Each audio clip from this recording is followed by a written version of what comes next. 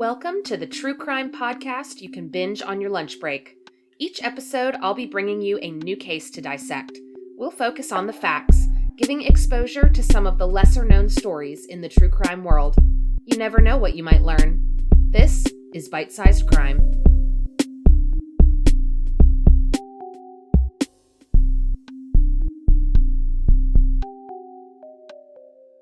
Welcome back to Bite-Sized Crime.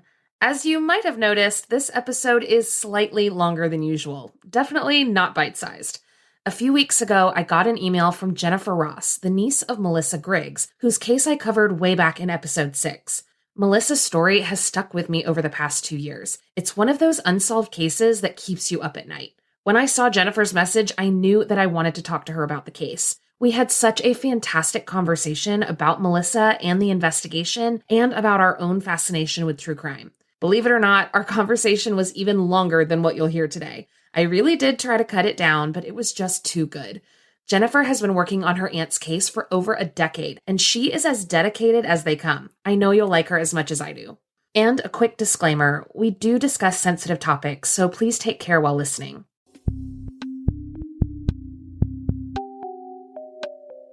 I'm so glad to meet you. I'm very excited to meet you too. I haven't got much coverage on the story, so I'm excited when anybody gets a little interested in it. Well, and I was looking back through everything yesterday just to refresh my memory, and I was like, there were like 3 news stories at the time from from one newspaper. Mm-hmm. And I mean, most of the information that I got from my episode was from you.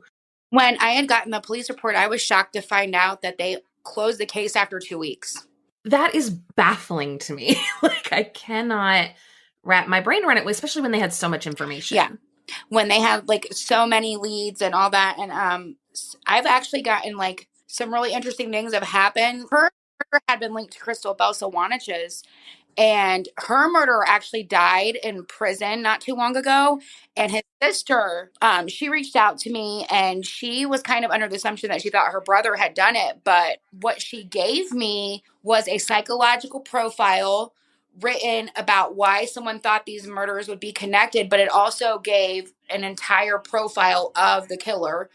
But the thing is I have the DNA makeup of the person. So because of the genetic makeup, it couldn't possibly be him, because this person is likely of Cuban or any indigenous America, plus a quarter African American with a little bit of Southeast Asian and Caucasian thrown in there. So their ethnicity is so uncommon that if you found the person, you would know who it was just by their ethnicity.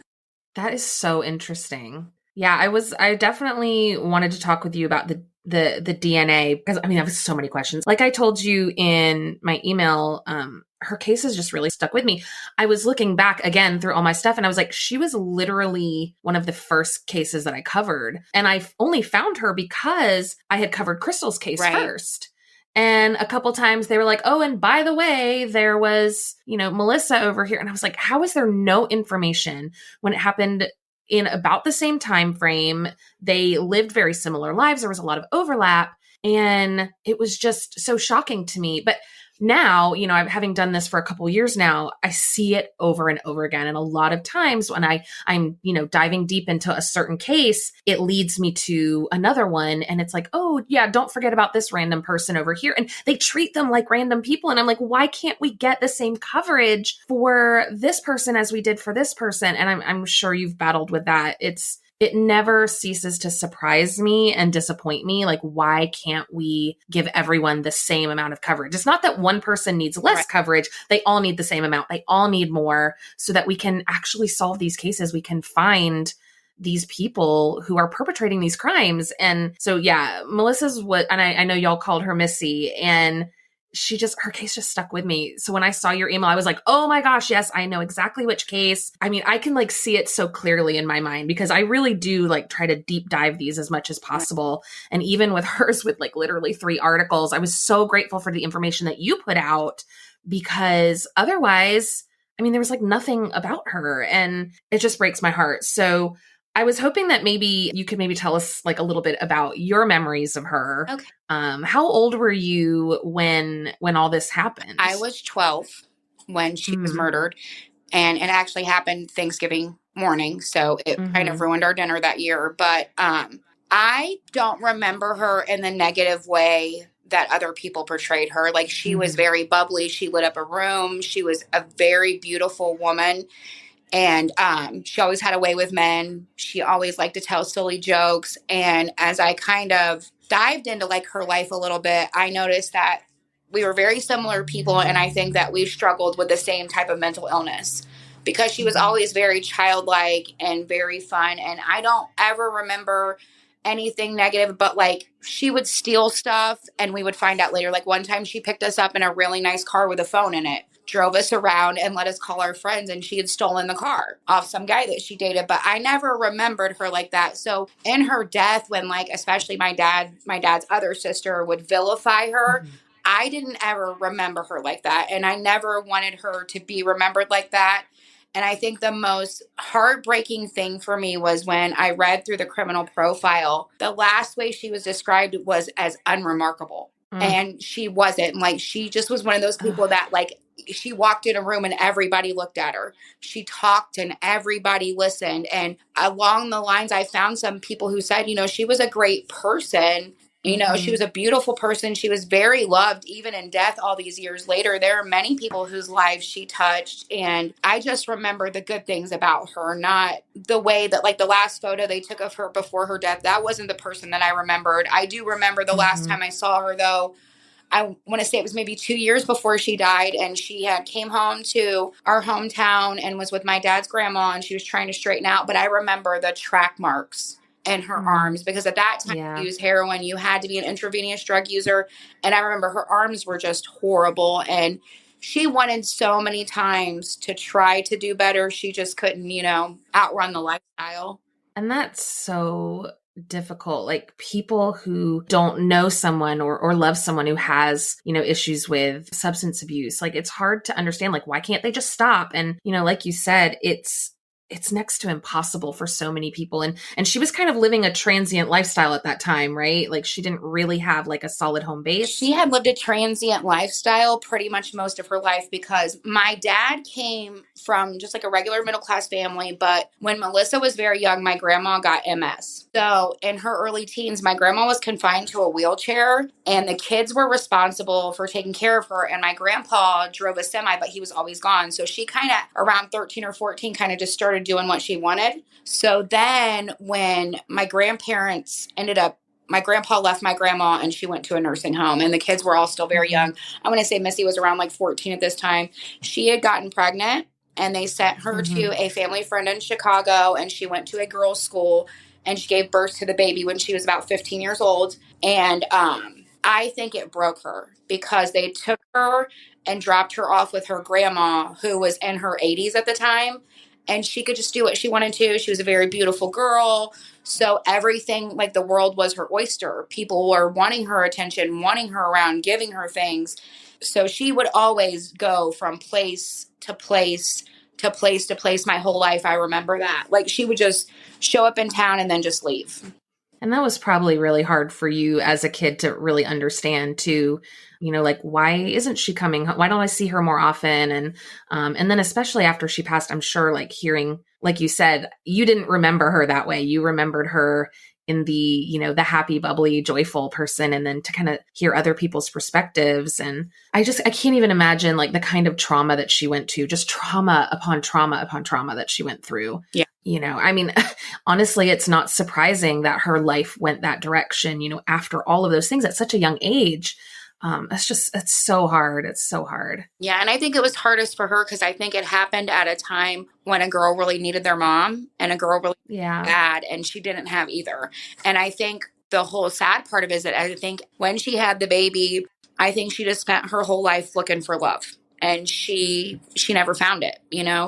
That's what I think she was really on the search for. Because a lot of times her Yeah. relationships were with men much older than her, which in a way was convenience. But there was a man that she was with that was older than her that I know she dearly loved him and he loved her, but he was much older than her. Mhm. So she was always, I think, kind of searching for the love she never got from her dad. Oh, sure. And just that, like you said, that security, that convenience of at least I know someone, who's older can support me, can protect me. And probably searching for that kind of security. Yeah. Man, so by the time, 1995 rolls around, I mean, she's deep in it. I know you had said, and even some of the articles had said, that on that Thanksgiving morning, she had left the house like super early to go and likely seek out more heroin, right? You had Yeah. mentioned that she was dope sick Yeah. at the She time. was staying with an older gentleman, and when you read over the police reports, one of the people has to be wrong, because there's a guy who said he had dinner with her, left a restaurant at 12:30, but the old man says she left more around 1 o'clock. And it was because she was dope sick and she was going to, have sex with someone for drugs. And the weird part about it was, the man, even when he talked to my family, felt slightly guilty, because this was the first time he had ever let her go by herself in his car. Oh, So he wow. was I in didn't know the that. habit of driving into the area where they prostituted, and he would go wait at a bar for her until she was done and then take her so she could leave. Because at this time, I think she had been beaten up by somebody that she had had an issue with. So she was staying with this older gentleman. And that was the first time he had ever let her use the car on her own, was that night. And he probably thought, well, she'll be right back. Like because I believe, was she going to find like a friend? There was just like a cab driver situation. One story says, yeah, there was a cab driver that she got drugs from. And one of two things, I either think that would be Joseph Michael Simpson, because he was an airport shuttle driver at the time. He had a relationship with Crystal. He most likely knew my aunt, but didn't have a personal relationship with her like Crystal, Right. because Crystal was younger, more vulnerable. And there was also a man, I can't remember his last name, but his first name was Herb. If you've looked into Crystal's case, Herb Fry, yeah, maybe? Does Herb that sound Fry. right? So Herb Fry was also a taxi cab driver. And the interesting thing about Herb Fry is, after all this went down, I looked up Herb Fry. He lives out in like Montana or something, and he has no ties to Salt Lake City anymore. So I think Oh, Herb wow. had something going on back then, because if you look on his Facebook page, it never says he lived there. But if you go on his Facebook page and find his children, it says that they live there, but him and his wife leave that completely off their Facebook. So I'm assuming that Interesting. I'm thinking that Herb was the drug dealer. Yeah, it seems to make the most sense, especially if, the guy whose house she was at, he felt like it was not a big deal for her to go on her own. She must have said, I'll just be right back, something like that. But then it wasn't that much longer where, maybe like an hour or so, that the guy who eventually found her saw her car outside his house, right? Like Right. the dogs woke him up. There was something to that effect. So this timeline is what always struck me as odd. So if you believe what the older gentleman says, Mm-hmm. they were staying in West Valley City, which is maybe a good like 20-minute drive, because Mm-hmm. I've Googled the addresses of where she was at. So if this man says that she left at 1 o'clock, the other man puts her in front of his house around 2 o'clock in the morning. So that would have Right. been a very short window. So that's always why I assumed in my mind that it was a setup. But if we Mm. take what the other guy who had dinner with her at this all-night diner called Dee's says, he says she Mm-hmm. left at 12:30. So that puts her in front of this other man's house at 1:30. But this man's story has never been consistent. He changes it several Mm. times. So the first time the cops come, he says, I only woke up once, and then I got up to go to work, and I Mm-hmm. noticed the car was out there and it was still idling, and I checked the car. That's the first story. Well, when the cops come back again, he goes, oh, no, no, no, no. Actually, I woke up a second time around 3 or 4 in the morning and I heard a car. Then I woke up the final time at 5:30. So then in the police report, he says that the third time he's questioned, okay, the second time I woke up, I heard a car. I go outside, there's a truck sitting. Someone gets out of this truck, walks over to the car, and then runs back to the truck and leaves. Oh, I didn't know that part. I didn't find that out until I found all the police reports. Well, then in the police report, there is a description of said pickup truck, and it is found with two people dead in it in a grocery store parking lot.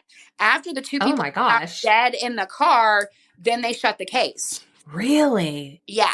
That's so do we know who those people are? Were they mentioned at They all in the name police report? in the police report, but Salt Lake City takes everything and blacks out the names. So I don't Sure, have. sure. They were two males were found shot dead in the pickup truck that fit the description of the truck they saw that night with two occupants in it. Now, Joseph Michael Wow. Simpson also drove a truck at the time, but through like his DNA and everything, like I said, I don't think he Mm-hmm. killed her. And they said that they have got his DNA. And I know that like his sister I tried to explain to her that I really don't think that he is the actual person who did it, Hmm. because for a long time I was chasing Crystal's boyfriend as the perpetrator. Right. Yeah. Yeah, interesting. Because, I mean, that's the thing with this case. There's so many potential suspects that it's like, why did they just stop all of a sudden? The It's man just crazy. also, this is an interesting thing that I found out from the police report. The man that found her Hmm. called the police back and told them that he thought his brother-in-law killed her because his brother-in-law Oh, did coke, had sex with prostitutes, and had tried to strangle the sister-in-law inside that house. that the whole thing about like where she was found is just always been so strange to me. Like, at that time it was kind of a hot spot for sex work and things like that. So maybe the guy wasn't like super surprised to see a car outside his house, but I also feel like if you kept seeing that same car over and over again and you're trying to sleep and you keep waking up and seeing these weird things, wouldn't you be a little more suspicious? But maybe he was just used to it and didn't want to deal with it. Well, to me, what I always thought was weird about it is if you think about it, this is 1995, and you remember Hmm. growing up, like people were up early in the morning on Thanksgiving because we cooked Yeah. our turkeys That's a good all point. day. No one noticed on the street anything suspicious. You would have been Yeah. up getting ready and things like that. So that always struck me as odd too. But if you blow up on Google Maps this area, there is an alley you can take to a hotel that is no longer there that Oh, she would go, and it was a hotel where the prostitutes would take their johns. right. So this is there's an alleyway there that connects those very closely. I know that you've said in the past, and it seems to make sense to me, that it seems likely that she was there specifically to meet someone to have sex, to get the drugs. Could that be connected to those guys in the truck? Could they, not again, not necessarily be the killers, but could they have been the John, someone connected that way? Then someone else comes along and kills her. Like there has to be more than one person. Like even just the DNA evidence shows that. Did have sex in the car because they did find semen in a condom. Mm-hmm. Um, they do know that she ingested drugs. What I thought was weird is, and I've had drug addiction in my past. Someone who's Mm-hmm. dope sick, she had cocaine in her system, but no heroin. And I couldn't Oh, that's imagine weird. her like being so sick as the man described and being able to choose to do that over the other. But Crystal Belsawanich also had cocaine in her system at the time. So I think there was a lot of cocaine period going around this area. But what was not known, and I tell everything that's in the police report, I don't care anymore. Actually, whoever killed her had sex with her also post-mortem and was not the same contributor of DNA to the condom. So I've always thought, what if maybe she was out there after someone left and she had sex with them, and then someone came along, moment of opportunity, and ambushed her right there. That's extremely likely. I mean, that makes a lot of sense because, like you said, it's an area that's pretty frequented by, all sorts of people. It's so close to that hotel. Who even knows? And when you look at the street, if I remember correctly, the houses are pretty close together too. Yeah. So, I mean, it wouldn't be out of the ordinary for people to be out on the street even that early in the morning. And so someone, hearing noise outside probably was like, oh, well, it's just people out there talking or having sex or whatever. They may not even have been fazed by it at that point. Well, and there's also some speculation. Like I have the Cold Case Society in like Utah. They've been looking Hmm. into her case, and there is some belief that maybe she was killed and the car was brought back. Killed at the Oh, location because it happened inside a Dodge Colt, which is very similar to like a Chevelle or a Pacer, the little it's hatchback. real small. Yeah, Yeah. very small car. So the way the brutality that took Hmm. place in this car, they most likely couldn't have had both doors shut because like they beat Yeah. her off of the windshield and everything was disturbed. And I don't think it was a robbery thing because even though they took her purse and her keys, there was a very large container of change that was left in there. If you're going to Right. be that desperate to do that, I would think that you would take the change also. Yeah, I thought about that, especially with the car being so small. Like, I mean, I say I'd seen pictures. I've seen a picture, the one picture that there is. And just that car is so tiny. And I mean, it's not like she was a big person by any means, but you put another person in there in a front seat in particular with, the drive shift with the steering wheel. And like, how is that even happening? So now that you say it's possible that they took the car elsewhere, brought it back and left it there, could have maybe even staged the body that way. I mean, that's entirely The possible. body was definitely staged because they had to remove her clothing because she Mm-hmm. urinated on herself during Oh, menstruation, and then her pants were taken off and removed. So when she was found, she had nothing on but a sweatshirt and what I thought was very weird. And all her clothes were there except for her socks, which is why I think maybe the body was moved, because why would everything be there except her socks? It was November. It was Utah. It was cold. yeah. Jacket and a sweatshirt on, and she had a bad foot. So no Oh, one with a bad foot is not going to wear socks, especially in of the. course. So I always thought that was another thing that made me think that. But also then I thought, hey, Crystal Belsawanich's socks were ritualistically folded. Is there a potential that someone took socks? So I mean, I spent like four days searching for any rapes where the socks Yeah. were taken, because normally most people escalate from rape into homicide, but Well, and we know she was strangled, which, anyone who has consumed any kind of true crime, like, that's super personal. For that level of brutality, number one, for her to be so badly beaten and then to be manually strangled is just so, so personal. And you really have to have some kind of internal rage for that. right. And so, yeah, now that you're saying it's possible that she was staged, that everything was moved, it would make sense. Like maybe they accidentally left the socks behind at, the other scene, wherever that may have been. Right. And one thing that always really stuck with me about the crime scene Or too is that vulgar, I thought that after they had sex with her, they maybe pulled out and used the socks. that's a very good point. They left a little bit inside but didn't realize it, and they pulled out, and I always thought that maybe they used the socks and took them with them. Maybe even to cover up evidence as, not very well, but maybe that Right. was their intention, which also makes me think like you said, they didn't take the change. They didn't take that. They took whatever drug paraphernalia may have been there. They took Her keys and her purse. They took her purse. They took her car keys. Like in my thinking, they may have tried to take those to, they're taking her ID. So nobody really knows who she is right away. It's going to delay the investigation. They're taking things that they might want, like, hey, I want this kit, this drug kit. But they're leaving behind other things like the cigarettes. They're leaving behind right. the change, the condom. Like, it's just so weird. They left a lighter, and I was thinking, anybody I know that's like a crummy person stealing is definitely going to take cigarettes and a lighter. Of course. And yeah, they didn't even take that. That's what I thought. That's why I thought maybe she was at somewhere else and then moved again, because Yeah. they just didn't they took the keys with them and just didn't take her purse back. But she was disrobed in the car, and all her clothes were found in the back seat, not in the front seat. Yeah, that is also very weird to me. And she was not a petite woman. She was like 5'7". Mm. So she was, that's, a little bit tall for a woman. So she wasn't small either. And I know that when I read the coroner's report, when they strangled her, they broke all three of the bones in her throat. So that amount of force, we're dealing with someone who was either very angry or definitely intensely very strong. But they had tried to beat her in the head first around the car. And the profiler said possibly maybe they got upset and decided to strangle her instead. And I said, you know what? I don't believe that, because everything I've done since I've gotten into this and looked into other cases, strangulation is mostly done in crimes of passion. Yeah. So it is where the people have a very intimate relationship with each other when when that happens. Yeah, I think that's really the key. Like, it had to have been someone who knew her, or maybe not like a close personal friend or anything, but there was some connection there. I don't think that this was a stranger.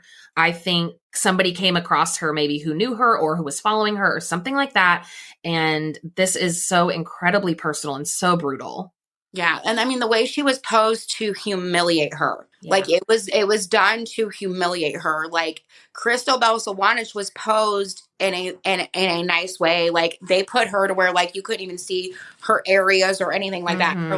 I mean, they put my aunt spread eagle over a gear shift. So I personally think that there was some personal type of thing in that, even though I've learned that necrophilia is very uncommon. Yeah. So that's what also led me to believe like this person, I feel, has had to have done something like that again, because that is of a very depraved mind. And we Mm-hmm. think the media hypes stuff up so bad that, yes, some of your most prolific serial killers did engage in necrophilia, but that's because they were like serial killers with dozens of victims. So your Mm-hmm. average person on the street is not going to have sex with a dead body. So I firmly believe this person has other victims out there, because my aunt at first, they thought that it was the Green River Killer. Oh, really? Yeah, they thought she was a victim of the Green River Killer, and then that, of course, through DNA was dismissed. And, the thing about the Joseph Michael Simpson, like, there's just too many things that connect, though, with the murders, that I personally feel that Joseph Michael Simpson didn't act alone. And the reason Mm. that I believe that is because he never professed his innocence, but he never said his guilt. He was a very tight-lipped individual. He never said he didn't kill Crystal. But the one thing that was very odd about Crystal's case is the bloody fingerprint that was on her face. And Mm-hmm. his defense never brought it up. They just wrote it off as being that the cop did it. There is not a cop worth his weight in gold that is going to touch that girl's body with blood on his hands or without gloves on his hands and mess up a scene like that. There's no way. Yeah. So I personally think that Joseph Michael Simpson was framed or Mm. didn't work alone. I don't think he was alone in what he did. There were 5 contributors of DNA under my aunt's fingernails, and there Mm-hmm. was a condom with semen in it, plus whoever had sex with her after she died.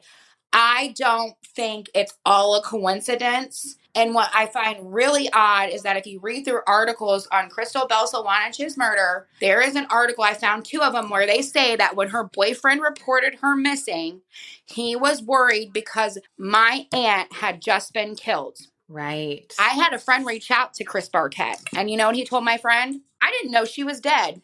But you were at Joseph Mike Simpson's trial. You had talked to his attorneys, and the prosecution gave, the theory was that the same person killed these 2 women. It is in this profile. The prosecution gave it to his sister. You went to that trial and you don't remember that my aunt's dead? Now, I know they didn't bring my aunt Hmm. up in that trial, but I know that when you talk to either side of them, that profile and the coincidence had to be there because they wanted to ask you about that. And he will tell you, he said, I didn't even know she was dead. Because the thing about him was, I always thought he was white.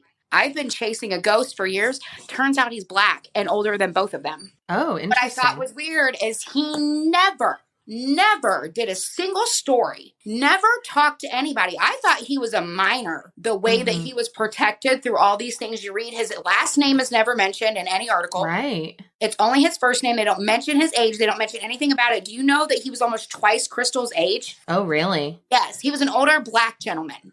And the thing that I always thought was weird is then when I get this DNA, this person is a mixture of possibly Cuban and all that, and he has a French last name. That's really interesting. Been my number one suspect since day one. Have they been able to get any DNA samples from him at all? Do you know? I've been told if I can find him for them, let him know.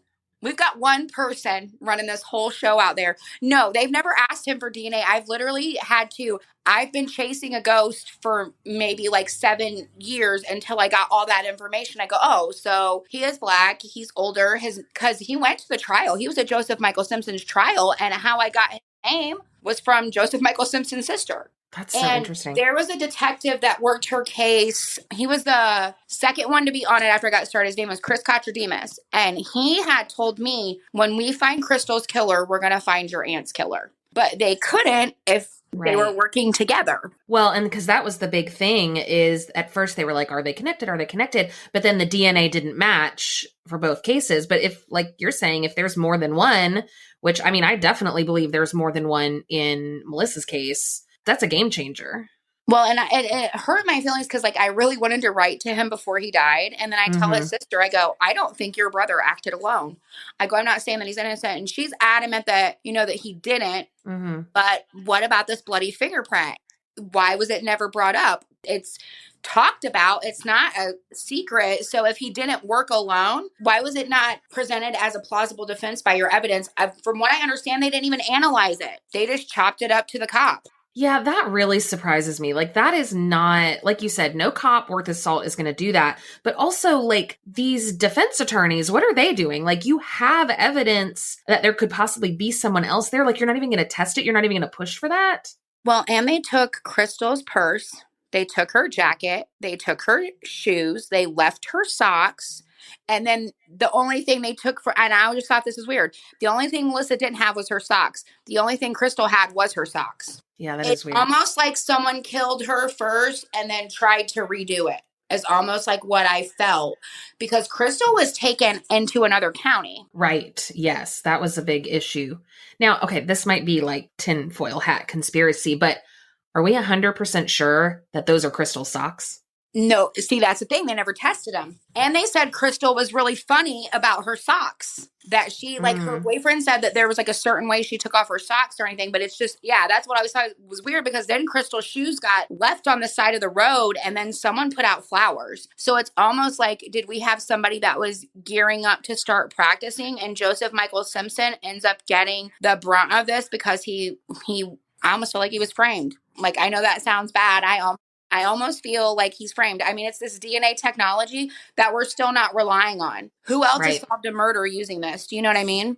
Right. And, when I was researching the case, especially, that was the first time I'd ever heard of that. I mean, I know it's still being used, but they really hung everything on that specific technology, getting the DNA from the rock, which great. I mean, I'm so glad that we have more tools, but what other evidence is there?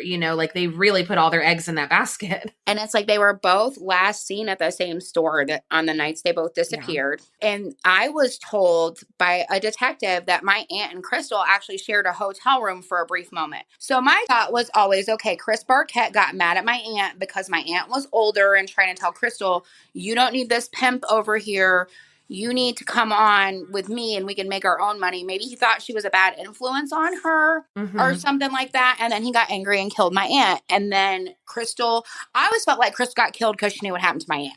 That's extremely likely. I always 100% in my heart thought that they killed that little girl because she knew something or saw something and they were afraid that she was going to tell and they wanted to shut her up. Well, and that's kind of what makes me wonder, like you said, if there is some sort of setup, some sort of framing situation, if, there was a duo or trio of people who are trying to make this happen. I mean, just the whole thing is just so strange. Like between Crystal's case and Melissa's case, there's just too much overlap for them to be completely separate. There has to be something there. That's what I've always thought because it's just always struck me as really odd. Like, and here's the thing, they both came from Washington State. And then I thought my aunt probably connected her very well because Crystal also had a baby as a teenager that she gave up for adoption. Right. So my aunt clearly was a really great manipulator. I mean, she was really young. She was good looking.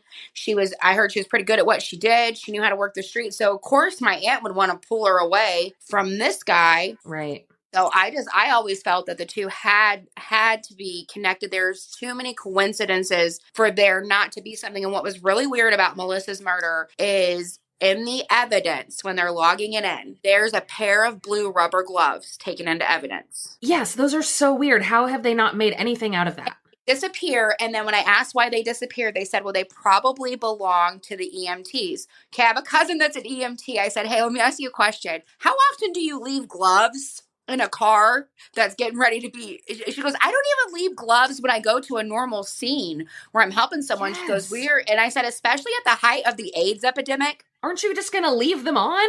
The bloody fingerprint on Crystal, you're really going to tell me in Mormon, Utah, at the height of the AIDS epidemic, that a cop really touched a body with no gloves on? That's untrue. And to me, like, it will never wrap my brain around how they can treat a case, like crime scene investigators specifically, and just be like, well, it's probably just a regular death scene. Can we not just treat everything like a homicide and then work backwards from there? Wouldn't that make more sense? He literally goes, I was told to treat it as a routine scene. And I was like, what is about pulling up and someone laying there naked with blood coming out of their nose, dead, spread over a gear shift? I was like, there's nothing normal about that. But they Not at also had said all. that there had been a girl they found dead in the bushes before Really? Missy. Yeah, there was a girl that was found dead, overdosed in the bushes. When?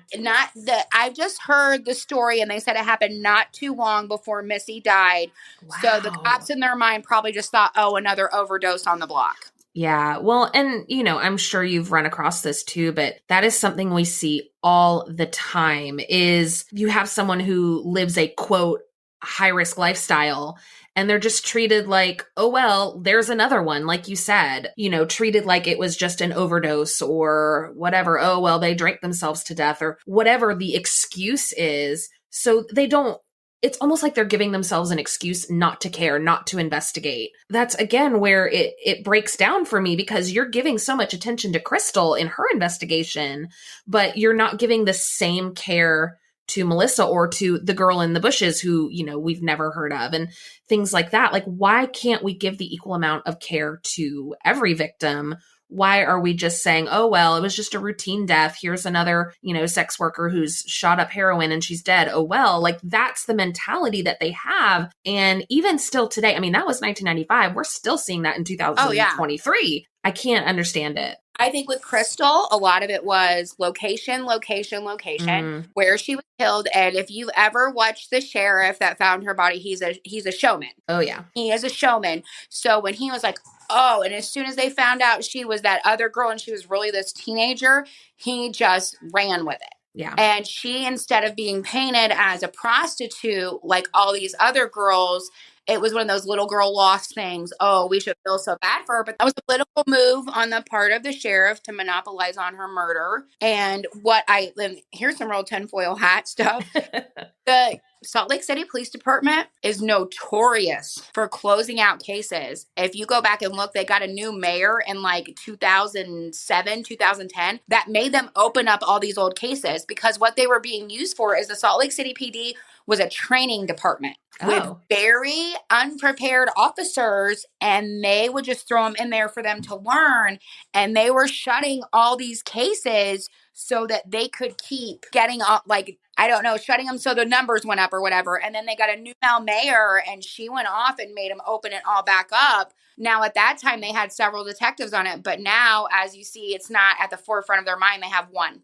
And a metropolitan area like Salt Lake City, I know right now, I have a list of 28 murders that all fit the same MO that have happened from 84 up until, I think, 2018 that are still unsolved. Wow. Like, there's a murder of a little girl that happened a couple years after Melissa. She was 5 years old. She was stolen out of her bedroom and sexually assaulted and found in a creek. And that got nowhere near the coverage that Crystal does. There's also a young lady named Ann Rich that I always felt her murder was connected to Melissa's. She was killed on Memorial Day. And I want to say, I don't have it right in front of me, but I think it was 1998. And she was found like in an alleyway, strangled, naked. She was sodomized. And they just say that whoever killed her, they're pretty sure he did it and he's dead now. So her case is quote unquote solved, but it's not. And the sad part about her is like when you start looking on like the Utah cold cases, it's mostly women who were probably not living the best lifestyle, weren't of any means. And a majority of it is women that fell victim to, what we know now with sex trafficking. Right. Yeah. I mean, I remember being surprised that Melissa's picture was even on their cold case thing because of the lack of care that they gave to her case. And I was like, oh, at least they actually listed her on. I mean, there's not really much information, of course, but I was like, well, at least they've given her that, put her picture. I think that's probably due to some probably new federal regulations. The sad part is like, even as I started getting into, this whole, scene with people, I was unaware of how many people have unsolved murders in their family, like how people this is affecting like nationwide, the families that it hurts.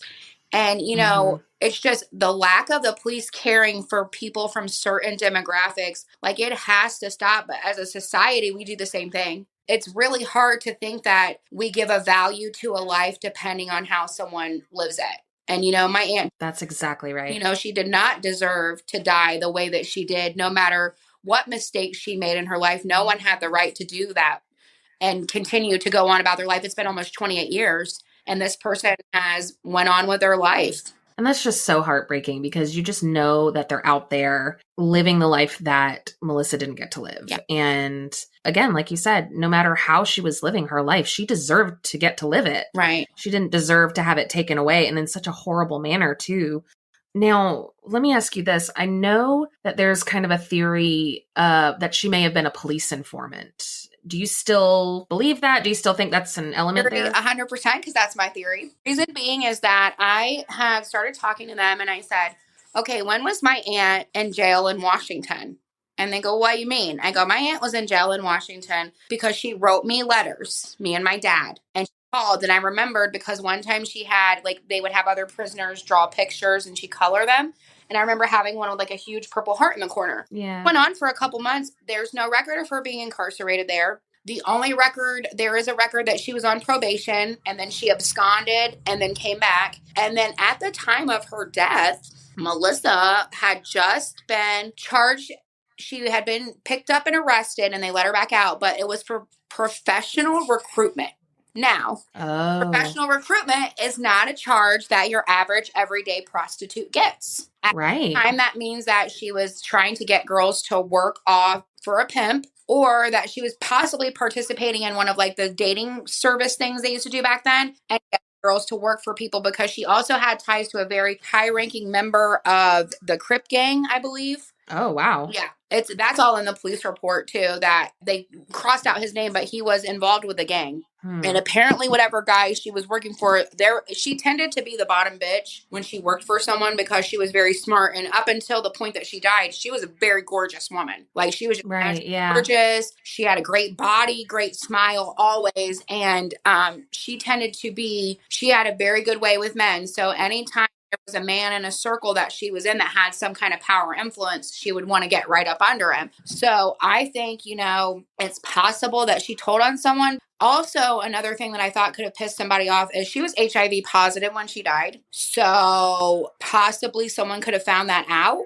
that had been sharing Sure. her and gotten very angry. Also, she was in only in major cities. Portland. I know that she was in Portland several times, but all there is like one, like a jaywalking ticket. There's no record of her ever living in Portland. She did live in Seattle off and on.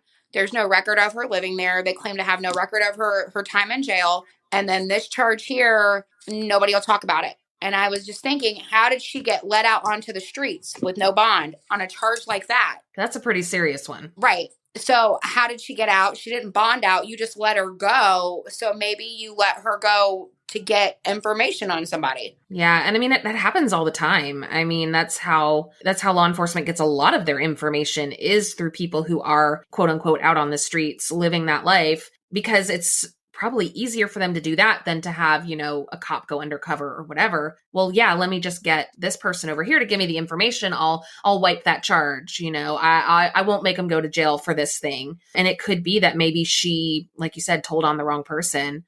It does make me wonder, it does bring me back to Crystal's boyfriend. Right. Again, like I just can't let go of the fact that they were so interconnected. Although, originally they were like, oh, they didn't know each other at all, but there is evidence that they did, that they had some kind of connection. Maybe even, I mean, again, just putting it all together, maybe even Melissa recruited Crystal. I don't know. I mean, again, that could be tinfoil hat, but there's just too many coincidences There's for way me. too many coincidences for me also. And then I've always smelled something fishy in the police department here.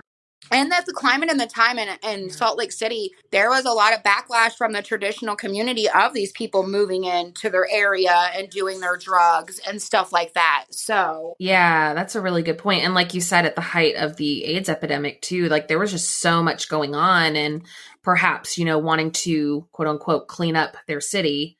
There's just so much in this case. And again, going back to the idea of they literally just stopped investigating. yeah, They had so many potential suspects, right? You got the cab driver, you've got the guy who she was living with, who, I mean, probably again didn't have anything to do with it, but the guy who found her, his brother-in-law, like, Crystal's boyfriend. There's so many options. there was a guy who came into the bar and said that he paid somebody to kill her. There was another guy that she was staying at a hotel with that was looking for her.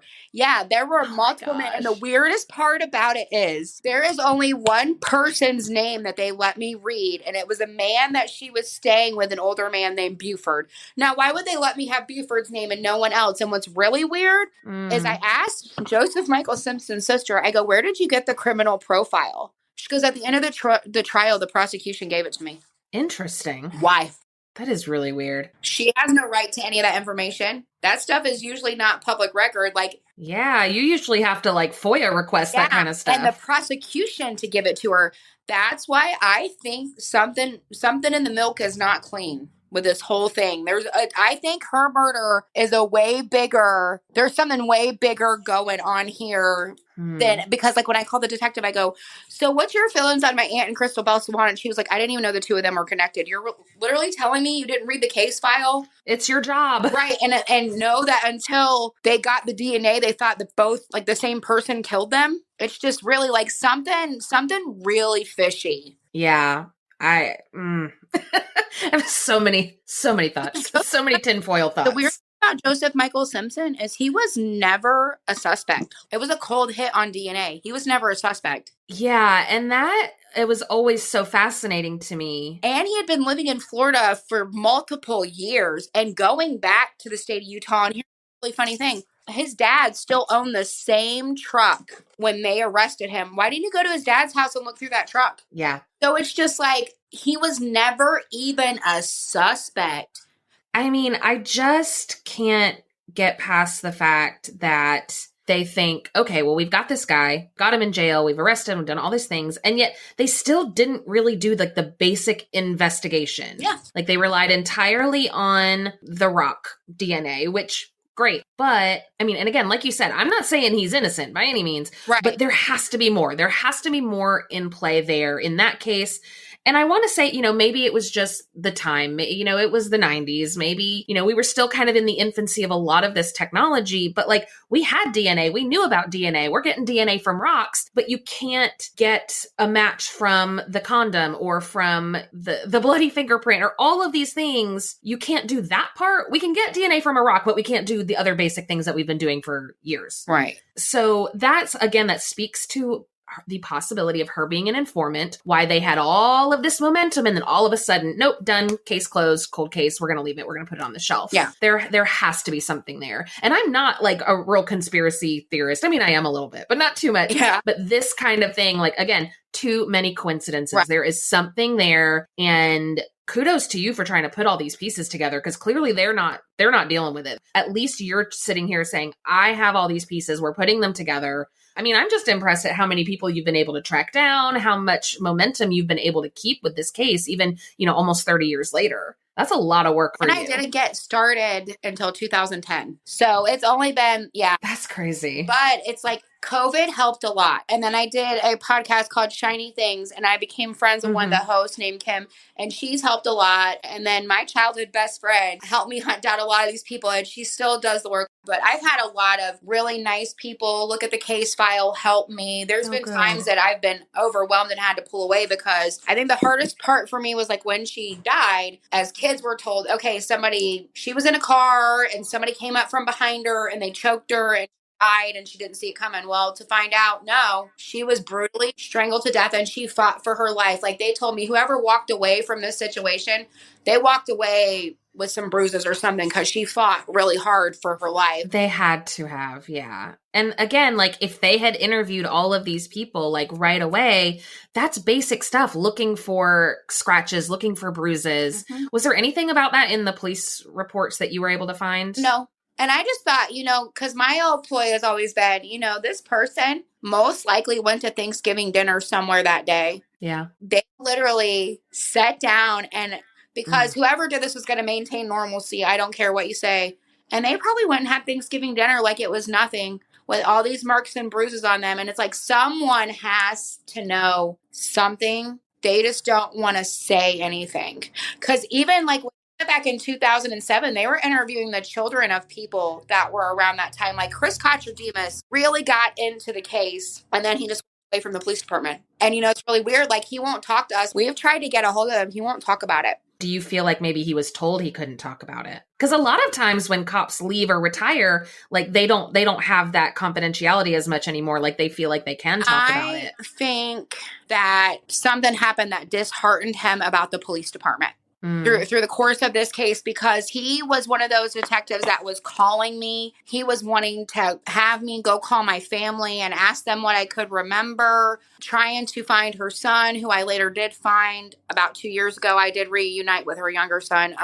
So he really tried. Yeah. And I was able to reunite him with his brother. So that was like, That's It nice. came full circle. So that was a really good moment. And I don't know, it's been a really weird journey. Yeah, I can only imagine. I mean, you have really been going nonstop with this. But again, just major props to you because, I do this on like a tiny scale, just trying to bring awareness to cases. And you have been neck deep in it for years and years and years. And I mean, I'm sure that takes a toll on you emotionally too, just having to keep putting yourself into this mode of almost reliving Yeah. these aspects of her death. I mean, that's got to be so hard. That I think is the hardest part because you'll put it away for a little while and then you'll get it out and you'll read the police report and it's like you think about it all again. And what was really hard for me was the criminal profile. Like I said, Yeah. when they go down and they describe her and it's just unremarkable.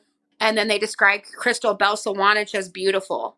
And then it makes you think at that time in her life as a prostitute, your value has declined rapidly. I mean, you're 33, you're not in your prime anymore. And just to think of how like beaten down she must have been, I think is what Hmm. hurts me. I mean, she was HIV positive in 1995. That's a death sentence in itself. And to Yeah, think that like she still fought though. She still she fought. did. She still, that's what I think hurts. If she hadn't put up a fight, I'd have been like, okay. But I think for me, she fought. There was still hope in her. And what could have happened if they didn't take her life? What could have she been? Like I've lived 7 years longer than she ever got a chance to. And it's just watch my oldest kid become an adult. And I'm starting to think about I'm gonna get to be a grandma. And it's like she never got that. She never got to actually sit back and enjoy life. It's just that's a very hard thing. It's just absolutely heartbreaking. And again, like we said earlier, she deserved to live that life however she chose to live it. You never know. She may have been able to get clean. She may have been able to, reunite with family members and all of those things. And that was just ripped away from her. And, and from her family as well, from her siblings, from you. You have so many wonderful memories of her. And who knows what that could have been like as you grew, and just really maybe even being able to have like an adult relationship with her could have been so powerful. And that's always just what sticks with me about these cases too. It's like these people were just ripped away from everything, and you're not just taking the life of the victim, you're taking lives from their families. Like you're changing everything. And again, just to imagine that whoever this person is or persons just out there living their life, going to Thanksgiving dinner, and I mean, and who knows, maybe there may even be other victims of this person. I think that this person's killed again with a level of depravity. I couldn't imagine them not feeling that desire to do it again. And I think for me, I almost feel like I have like a timer ticking because I would like to solve it before my dad passes away. Because I didn't Sure. touch this case while my grandfather was alive. My grandfather, that's why I didn't start. He was very ashamed of her. So once he passed away, it was open season. Like I could just go ahead and I could talk about it. But for my dad and his brother, that was their baby sister. They tried several times. Her brothers would try to bring her, let her live with us, and they wanted to help her. And I think I remember, like, I guess I have a lot of guilt about stuff I shouldn't have, but her younger son, they brought him to try to get him to live with us. My dad wanted him to. And I was mean to him all summer, so he couldn't stay. And then he went away. His dad died of cirrhosis and he ended up in foster Oh care. gosh. So when I finally found him, I just was so good to tell him that we do love you. Been going around your whole life like people don't love you. We've loved you. We've looked for you.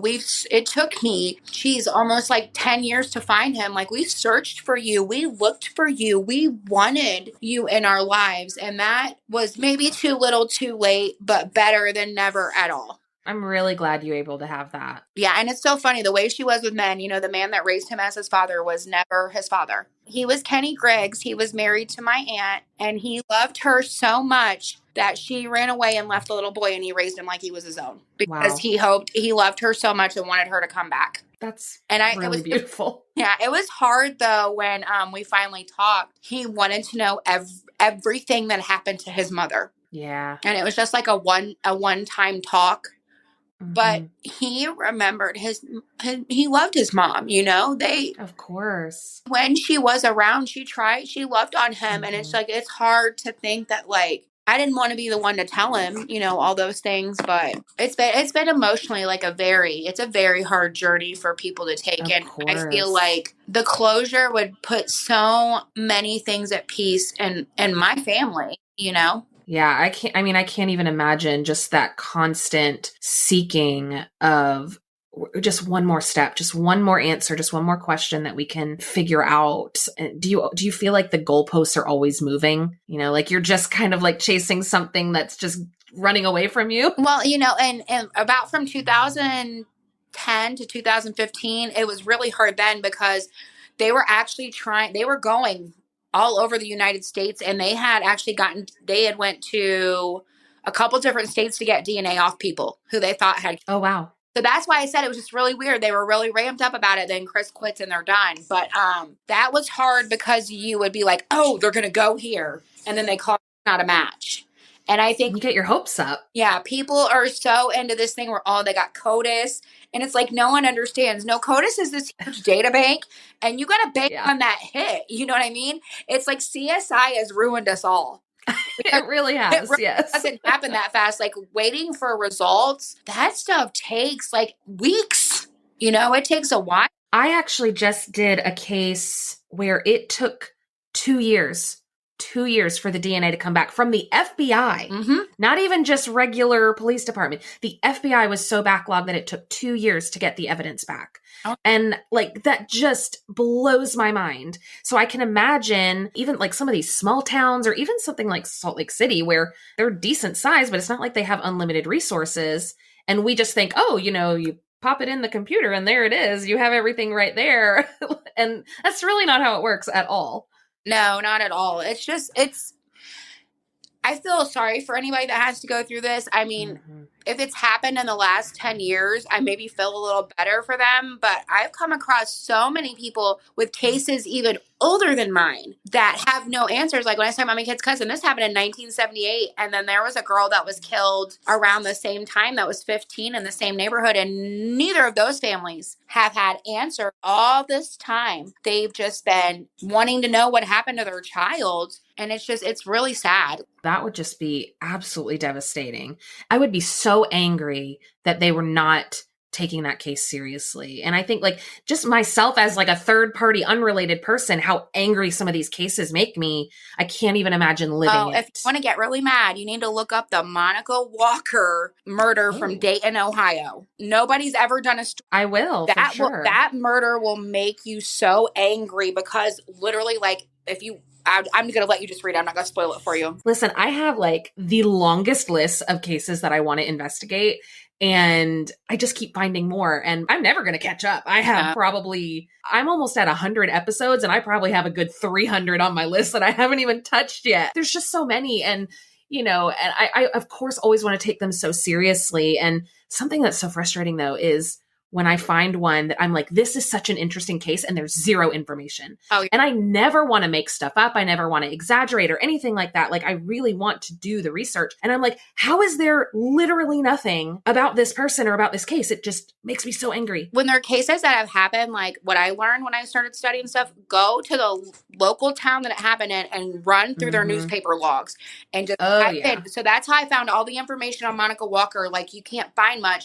I just hit their paper and started typing in her name, defendant's name, all these things. And I was able to pull up like 38 articles about it. So a lot of times do that and it'll help you find stuff. I have a newspapers.com subscription. Well worth it. I mean, it's expensive, but it's worth it because I've covered some cases where you can't even find internet articles. You have to go deep into the newspaper archives. Yeah. And I'm like trying to read the grainy text. Like I've got to be able to see what it says. But, if I can find that, if I can find like a police report or court documents are gold. If I can find court documents, because they put everything out like so clearly, like there's no embellishment. It's just like, here's what happened. I mean, they can be kind of dry. There was one case I want to say I read maybe it was like 130 pages and it was so much, but I was like, I am invested in this. I went through every single thing. And again, not to be glib about it, but it sucks me in because I want to know what happened. I want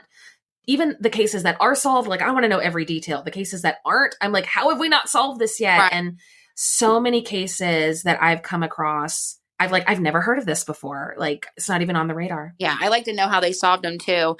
A lot of people that I've met that have like passions for, true Mm-hmm. crime, they're very empathic people who are very caring. So I think what makes us so fascinated is like, I could never imagine a situation where I No. would take the life of another person. So Right. I think because I care so much about like other humans unintentionally, that I think most of the people I have met are very caring, kind-hearted people. And I think our morbid curiosity was like, we could never do that. So Right. we're Exactly. fascinated by people that can. Yeah, it's like a puzzle in a way, like, well, if I can just figure out why they did this, then this thing will make more sense. And in a weird way, it'll make me feel more quote unquote normal or Right. make me feel more safe, like, well, if I can figure out why this person Oh, murdered yeah. this person, then I will not get murdered because I'll know to avoid that, which is insane, of course. But like, that's how our brains work, especially as women. Like, we're always on the lookout. Like, someone's out to kill me. Like, I get it. And so like, just, it almost gives you like a sense of control. Yeah. Like, if I can figure out why this happened, then I can control what happens to me, which again, nonsense, but that's what happens. Yeah. Or what to avoid. Oh my gosh. I could literally talk to you for hours, but I know you probably have things to do. My dogs are like, I can hear them sniffing at the door. I guess before we actually hang out, like, is there anything I could do to help you as far as like the case or whatever? What I'm getting ready to do is I'm going to get ready to put all the files I have like to where I can email them to people. And if like your time, if you just want to look through everything, 100%. fresh eyes always help. I've been on it for so long. Someone else looking at these things. So you're still doing the Facebook page too? Yeah, I'm going to be more active on it. I haven't really done anything with it in like a year. So I think we're going to go in and rebrand and get back up. Yeah, good idea. 8th anniversary. All right. Well, I can definitely promote that for sure, yeah, for sure. But if you ever come across anything, or if you're like, hey, can you share this? Can you send it? Just let me know. I'm happy to do it. No problem. For sure. It was really great meeting you. Yeah, you too. As sad of a subject, I really enjoyed talking to you. Well, I think you're my kind of people because our humor is very similar. Yes, exactly. So this is the first time someone hasn't looked at me with like, what'd you say? No. You have to be able to laugh, or else you would just constantly be in a hole. Yeah, definitely humor and everything. Exactly. Okay. Well, again, thank you so much. I'm going to let you go. All right. Well, it was good talking to you. I'll hear from you soon. Thanks for listening to Bite Sized Crime. For episode transcripts and sources, visit bitesizedcrimepod.com. And please subscribe to Bite Sized Crime on YouTube and on your favorite podcast app.